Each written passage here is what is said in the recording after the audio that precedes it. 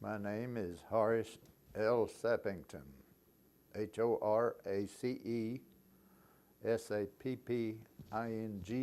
Sappington. What is your birthday?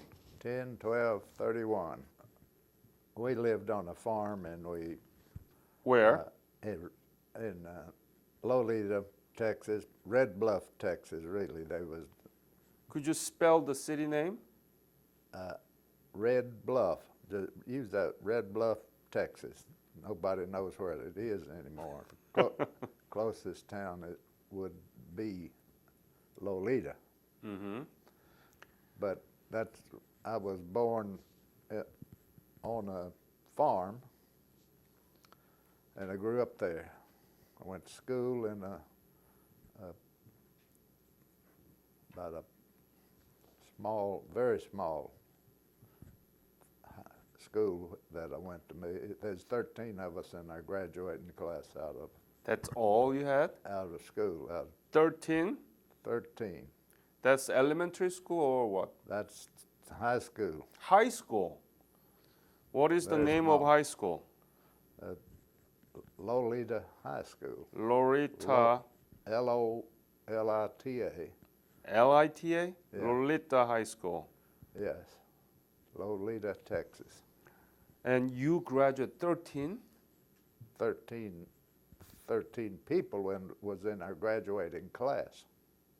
This must be very small school. It was. But When did you graduate?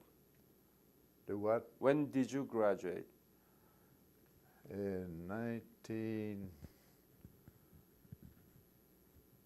went in the Army in 1947. And that's the year that you graduate? I didn't graduate. I went. That was my class, but I graduated from high school in the Army when I got I see. what do you call that? When you take a test and pass the test. Oh, what do you call that? Do you know? I forgot. Anyway, you can do that. You could go on. I could have went to college. I didn't. So you enlisted to Army? I enlisted in the Army before I was 16 years old. So did you get the signatures from your parents? My mother signed for me. So where did you get the basic military training? Fort Ord, California. What kind of training? Infantry? Infantry. How was it? Well, it was 13 weeks at that time, and it was pretty rough. I graduated first in the class. You mean in the basic military training camp? Yep. Wow. And I was promoted to corporal Right away? right away because I was top. I went to NCO school then, and when I got out of that, I was a sergeant then. Wow. And then they opened up a new Army base in Fort Riley, Kansas, and anybody that volunteered to go there got another extra stripe. So I was a sergeant first class in about a year's time, and then they came up with you could sign up for an indefinite period of time. You could get another, so I got another one, and I was a master sergeant, the youngest master sergeant in the Army. Really? Yes, and I really was. I lied about my age, so I was a year and a half younger than what my record showed. And then I went to Japan, What year was? 1948, 1949. 9. And mostly we were repatriating the Japanese army soldiers that were coming back from China and places like that. Where were you? Were you in Tokyo or Camp Drake, or where were I you? was closer to Tokyo. I was in Otsu, Japan. Otsu? OTSU. Lake Biwaka is right close to that, if you know that area there. It's one of the where you get all the pearls. That's famous for. Oh, yeah. So what division did you belong at the time? I was in the 25th Division at that time. And then I got a call to come to Korea. When was that? That was July the 2nd, 1950. And it was going to be a police action. Yep. We were going to tell these people turn around and go back home, and we was 500 people, and we wasn't going to have any problems at all. It was just going to tell them to go on back home. Did they listen? They came. We were told it was just a bunch of bandits or whatever. They were come 5,000. Fully armed, 39 Russian tanks. Everybody was marching down the road. Just you could tell they were very well trained people. We were over at Osan.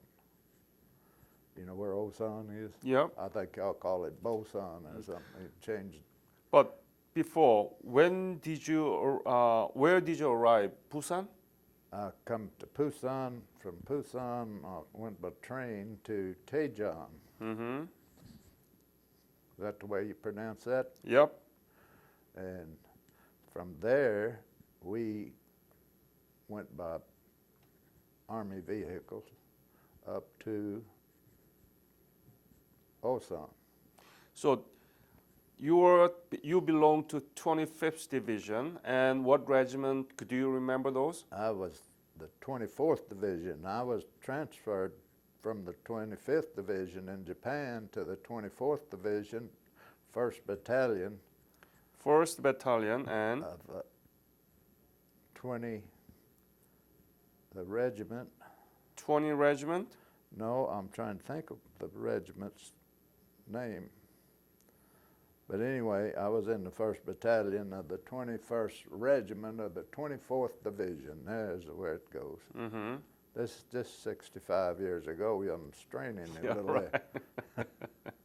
Bear with me. So you went to Osan. Yes. How was the situation there at the time? Well, there wasn't much of a people. I don't remember the people there, but we went. It was about, I'm guessing, about 2 miles north of Osan. There's a ridge runs across the road. And we set up in a combat situation on both sides and had our small tanks, and we had our artillery, and a little over 500 people all together. And on the day of July the 5th, he want me to bring you to point by point.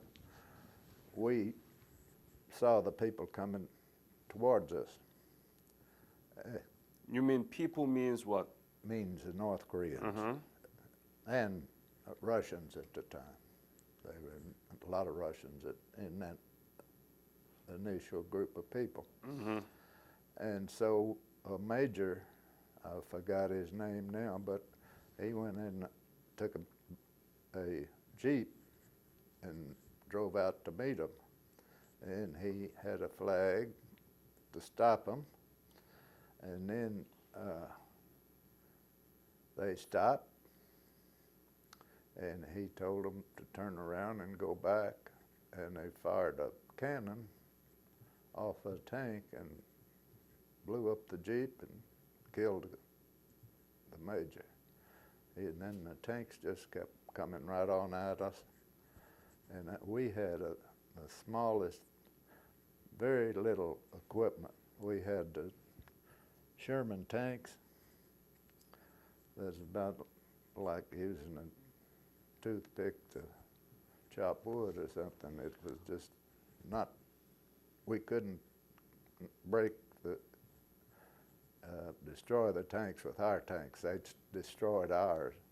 Then they turned around and started firing on us. We're in a group of people on this side and a group over here in a formation. We dug foxholes and everything. They were firing on us. Come on behind us and turned around and fired on us. So we were just, and then the infantry is they're marching and shooting at us at the same time. We lost half of our people there. I was wounded in that.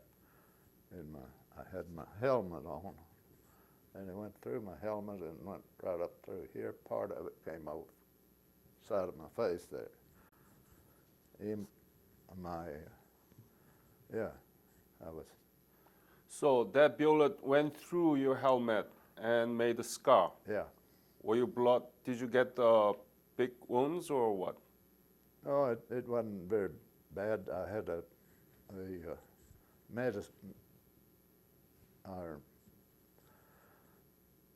medical, there's a name for it and I'll come Mesh. up there. Medical? Yeah. Yeah. He's a kind of like a doctor that goes with you. Medics, yes. Medics, yeah. And he patched me up, and I was in charge of this group over here, and they're leaving on me all the time, and I'm trying to get them far back, and we're just getting run over. And this medic got shot about 30 minutes later. Oh. As we're retreating. And in fact, I've told you, over half of our people were killed or captured. You never been in a war before, right? No. What were you thinking at that moment in July 5th? You saw North Koreans coming at you, and it was a very intensive battle. What were you thinking at the time? Kill as many of them as we could. That's what I was trained to do. And once they fired on us, I had to make sure all of our guns were firing. And people, we had young recruits and people in there, some of them just getting their head down, and I had to get them up, and I'm running back and forth getting people I was doing my job. You were not afraid? I was not, I was afraid after, but at that time I had a job to do, and I told a lot of people I didn't have time to get afraid. After I got out of the way and not, we got retreated enough, that's when I got afraid. You began to feel it, right? I began to feel it, and I mean, it was, I relived the whole battle. It lasted about 2 hours, 3 hours. That time we've come all the way back to the Coombe River. You know where that is? Yep. And we set up there then and engaged them from across that river. We blew those bridges across there. They couldn't get to them. And yeah, we have a bazooka. A 2.8 bazooka wouldn't touch those tanks. Right. And they sent me back to Tejon to get this 5.0. Knew they just shipped it over across there, and we got 6 of those. And I took them out with 2 of my people, and we fired 2 or 3 rounds out of them, and we raced back to the. So where were we? All right, we're at the Coombe River. We've been chased off of. And you went to Daejeon. I went to Tejon to get this Bazooka. 5.0 bazooka. Mm-hmm. And we brought it back, and their tanks are set up across the river from us and firing at us, and we just got getting people hit all the time. In the first round we fired off of that 5.0, it knocked the top off the tank. Did it work? Oh, it worked, and it raised our morale great. Mm. And then we got bigger. As the war went on, we got better equipment, Mm-hmm. but we didn't have anything. We didn't have enough people. We didn't have enough anything. And sorry to say, most of the South Korean army had put their weapons down and gone. You had one good division, the 4th Division, at that time. Mm. So they are almost destroyed? Their army was almost destroyed. I don't know that they weren't well prepared. I'll put it that way. Neither were the Americans. Yeah. It was, Nobody was prepared, but especially Korean army was not really equipped well, and they were not prepared. no. And now they've got a great army, I think. I believe so. And So what happened to you after Daejeon? well, we had more battles. We'd retreat, and other divisions are coming over and relieving us on this place. We'd go to another one, and we were always going backwards till we got to the Pusan perimeter. Again? You came. This is down to Pusan. Yeah. We're nearly been pushed off the Mhm. island. And I lost my hearing. We were told to go over on the eastern side. It was pretty close to where the Pusan perimeter came, and we were told to hold this airport at all costs because we needed it that bad. And we brought in artillery, all we could get of that, and the USS Missouri, Mhm. one of our big battleships, was sitting off the coast about, I'd say a mile or so. And the Air Force people was up helping us up there to hold on to it, and they said they was gonna have to leave. And they said, why don't you get that battleship to help you out? I said, all right, get them fire around at this coordinates. I was in charge of that group of people at that time, and they fired around over there, and it was about 100 yards from us. And if you've ever been hit with a 105 shell, it's about that big around, and it hit the ground about 100 yards, and it just about jar you out of the foxhole. And I said fire for effect, because we had the North Koreans at that time just pouring into us, and we were getting run over there. And we did that all night long, and the next morning all of us' ears were bleeding, but we was alive. And the only time that I know of that we had close firing from a battleship that I know of, there may have been more that way. They just retired that ship here just not too long ago. Mm-hmm. So you were protecting the air base in Kimhae, Yes. right? Kimhae, right? Yeah. Yeah. And what happened to you after that? From there, we went to the Pusan perimeter. Again? this, and you know this Pusan perimeter, if you know that, it Yep. was not too far out of Pusan. That was our last stance. The river runs across there, and we stayed there firing back and forth until MacArthur came into Incheon, and that was September the 15th. Right. I crossing the river, we crossed the river off the Pusan the same time he came into Incheon. I got to the middle of the river and I got shot in the face, come out, broke this jaw, 3 teeth, went through my shoulder and cut my shoulder up pretty good. I ended up being 40% disabled. But I was right in the middle of the river going across, and a machine gun got me across there. Big bullet. You remember that moment that you were shot? Yeah, oh yeah.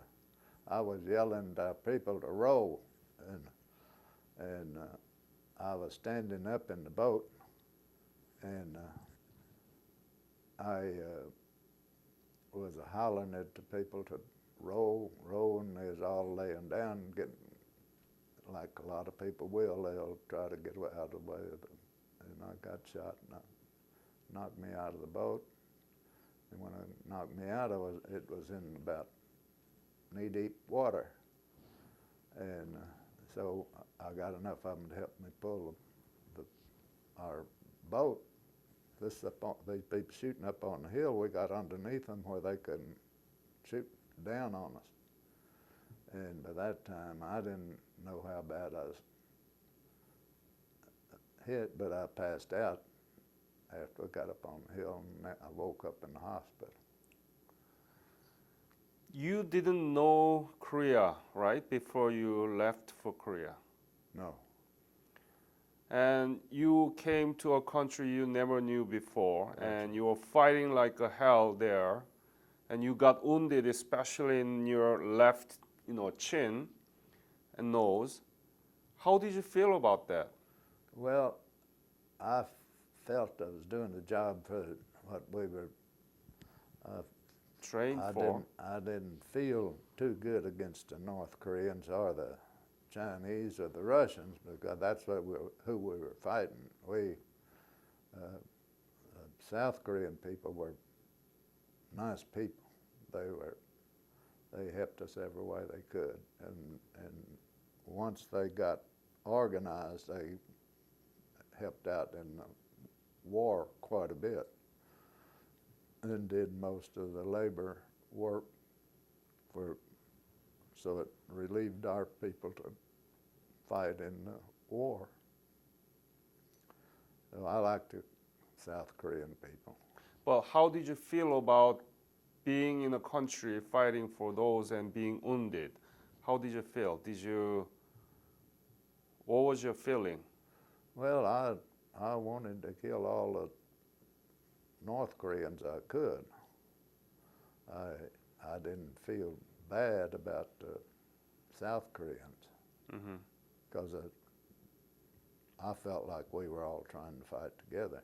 I felt sorry for them because they were being rooted out of their homes, and the kids, and everybody is heading to Pusan, and a lot of those people got killed. A lot of them got killed by our own weapons, as they were trying to get out of the way of the North Koreans.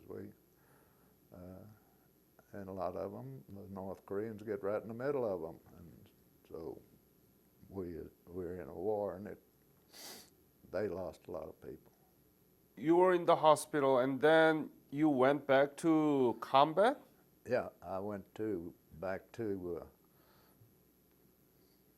Daejeon. No. Anyway, southern Honshu, Japan, and it was an Army military hospital. I stayed there 31 days, and they sent me back to Pusan perimeter. Again.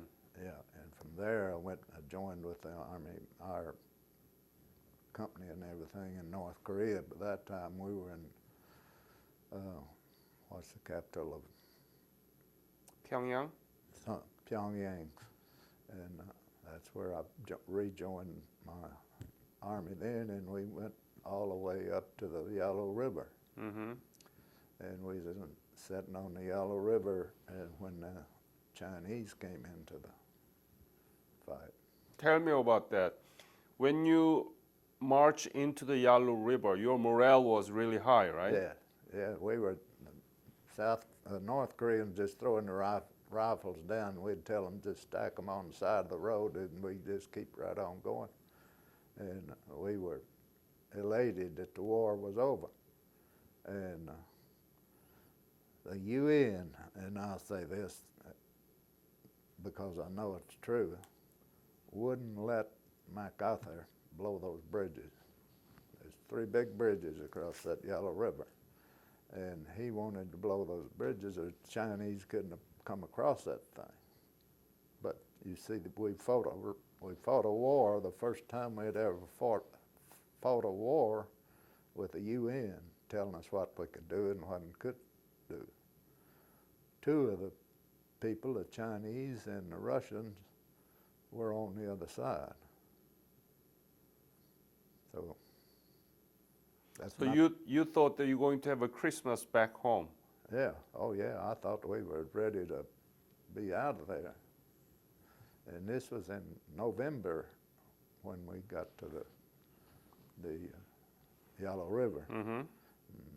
Besides that, we had to do this all over again, and fight a while and then retreat and fight a while and keep on going. And that's primarily what we were doing when I left there in August of 51.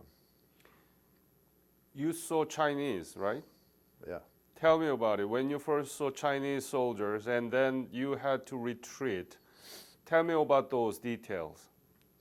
The Chinese soldiers, of course, most of them were not very well trained, North Korean or the Chinese soldiers.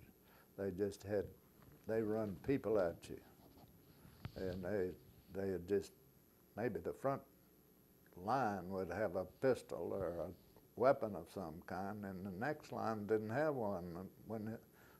They had to pick up a gun from one that just got killed, and they'd just stack up like that. Did you saw that? Yes, we saw that. They were not as well equipped as we were. East side of South Korea, and we were fighting back to recover the ground that we'd lost, pretty close to the 38th parallel when I left there in August of 1951. I was 13 months in.